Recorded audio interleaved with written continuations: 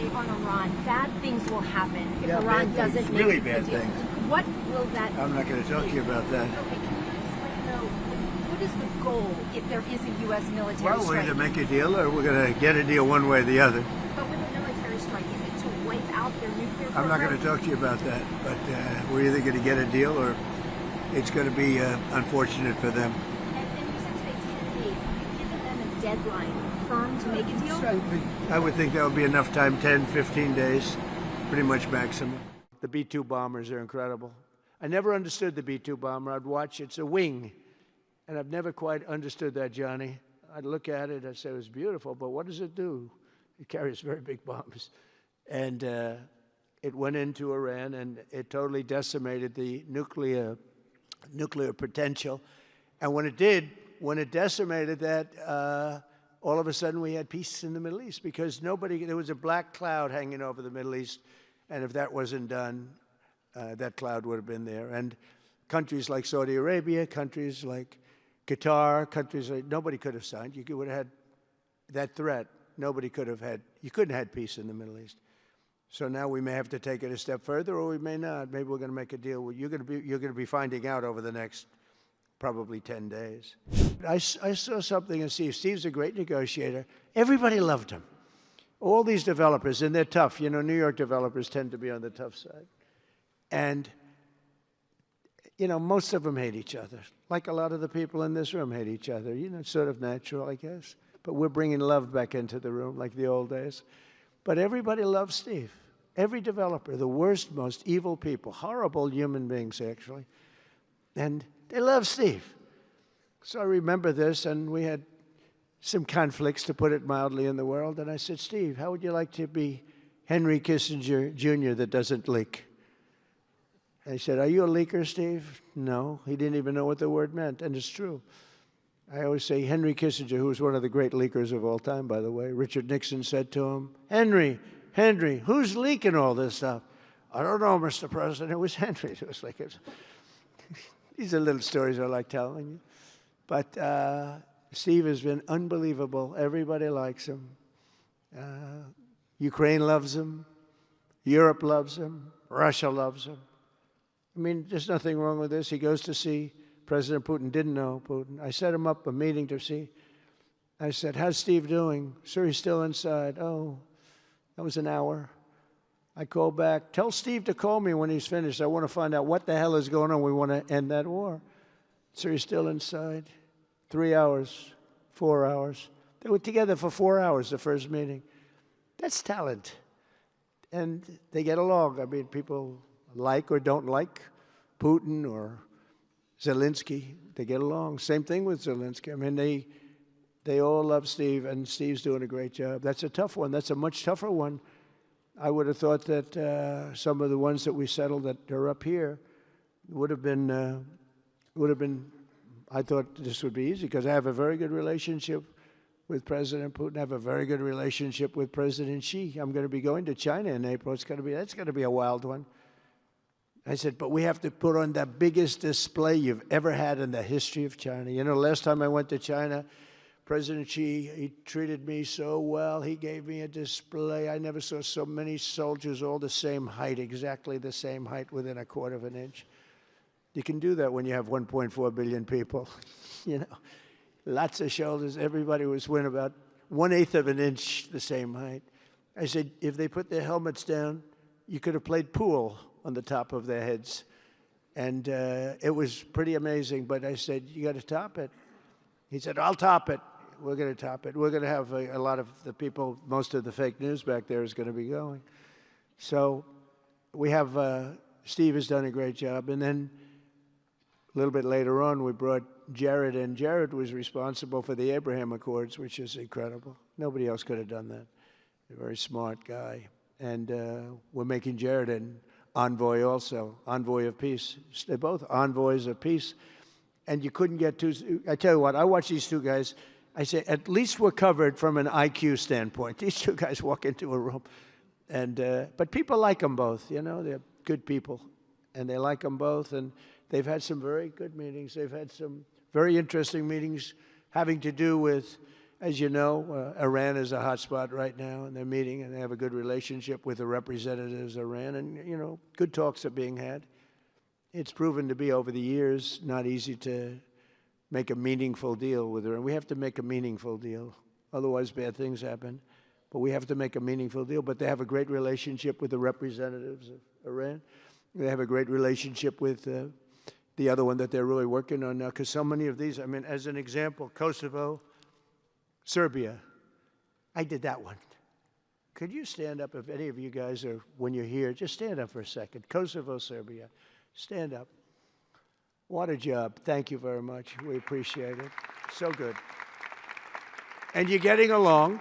And when you don't get along, you'll call me, and we'll get it solved, right? We'll get it solved. Thank you very much. Really good. And then again, Pakistan and India. That was a big one. And just, I think you should actually stand. Come, please, stand just for a second. Pakistan and India, thank you very much. And I spoke to Prime Minister Modi. He's excited. He's watching us right now. Egypt and Ethiopia. We're going to get that. You know, there's a little dam that got built. Little dam, like maybe the largest dam in the world.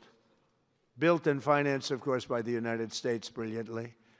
And having a little trouble getting water to the Nile. That's a tough situation, but we're going to get that solved. Armenia and Azerbaijan, we talked about. And again, thank you, fellas, very much. Great job. Great job. Thank you. Cambodia and Thailand. So incredible what you did, that you got together and it all worked out. They're watching right now on closed circuit. Thank you very much, and thank you.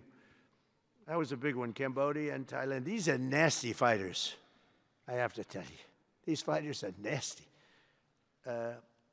Now we talk about, you talk nasty fighter, you're nice guys compared to this. Congo and Rwanda. That was, and we've got them pretty peaceful. There's little flare-ups every once in a while. I'll get a call once a week. Sir, there's a flare-up in the Congo again. We'll get it straightened out, right, Susie? We'll get it straightened out.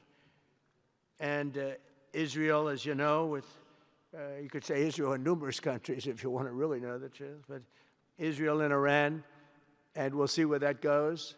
But when you think of Israel, we've done the biggest thing of all. We have peace in the Middle East right now. That's bigger than people said it couldn't be done. For 3,000 years, they've been talking about Middle East. They said it couldn't be done. And you look at what's happened in Gaza. And one of the keys to it was when we took those beautiful, magnificent, we just ordered 22 more of them, updated model. The B-2 bombers are incredible. I never understood the B-2 bomber. I'd watch, it's a wing. And I've never quite understood that, Johnny. I'd look at it, I'd say, it was beautiful, but what does it do? It carries very big bombs. And it went into Iran, and it totally decimated the nuclear potential. And when it did, when it decimated that, all of a sudden we had peace in the Middle East, because there was a black cloud hanging over the Middle East, and if that wasn't done, that cloud would have been there. And countries like Saudi Arabia, countries like Qatar, countries like, nobody could have signed. You would have had that threat. Nobody could have had, you couldn't have had peace in the Middle East. So now we may have to take it a step further, or we may not. Maybe we're going to make a deal. You're going to be finding out over the next probably 10 days. But this meeting today is proof with determined leadership, nothing is impossible. When I took office, the war in Gaza was raging with thousands of people being killed and no end in sight. Today, thanks to unrelenting diplomacy and the commitment of many of the great people in this room, we have 59 countries signed up on Gaza. Think of that. We have, it's amazing. But all the people, many, really so many in this room, the war in Gaza is over. It's over. There are little flames. Hamas has been, I think they're going to give up their weapons, which is what they promised. If they don't, it'll be, they'll be harshly met, very harshly met. They don't want that. All the stuff like they don't mind dying. They told me that's not true.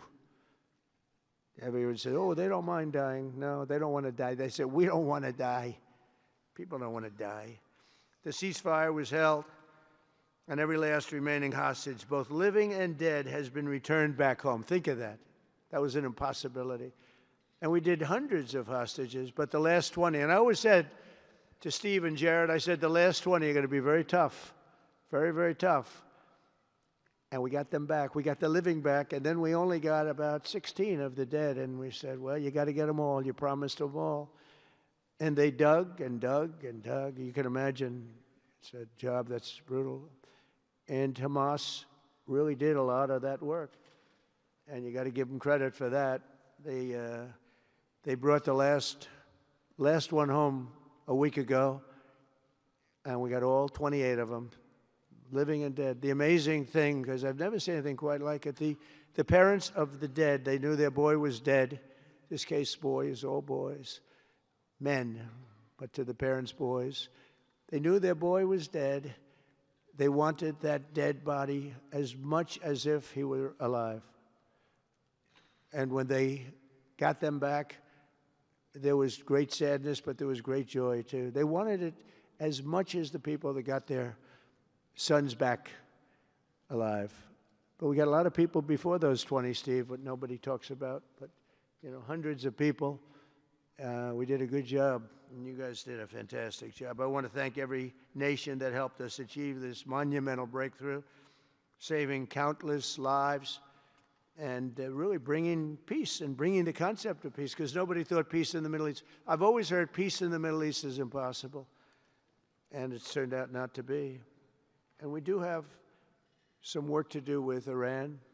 They can't have a nuclear weapon. It's very simple. You can't have peace in the Middle East if they have a nuclear weapon. And they can't have a nuclear weapon, and they've been told that very strongly. All of these countries are working together around the vision of a Middle East that is free from the curse of extremism and terror. And now is time. And by the way, even people with extremism and preaching extremism, they're exhausted. They're tired. It's been going on for too many years. I don't care who you are. They're tired. They want peace. And now is the time for Iran to join us on a path that will complete what we're doing. And if they join us, that'll be great. If they don't join us, that'll be great too. But it'll be a very different path. They cannot continue to threaten the stability of the entire region, and they must make a deal. Or if that doesn't happen, I maybe can understand. If it doesn't happen, it doesn't happen. But bad things will happen if it doesn't. With the commitments announced today, the Board of Peace is proving that it does not just convene countries. It devises and implements, and real solutions happen. We've come up with solutions. This is so little talk. This is very little talk, all action. First time, it was always talk in the Middle East. People would talk about peace in the Middle East, and then they'd go home and they'd never even think about it again. Nothing would happen. We're providing a model for how responsible sovereign nations can cooperate to take responsibility for confronting problems in their own regions. The Board of Peace is showing how a better future can be built, starting right here in this room. And I want to let you know that the United States is going to make a contribution of $10 billion to the Board of Peace.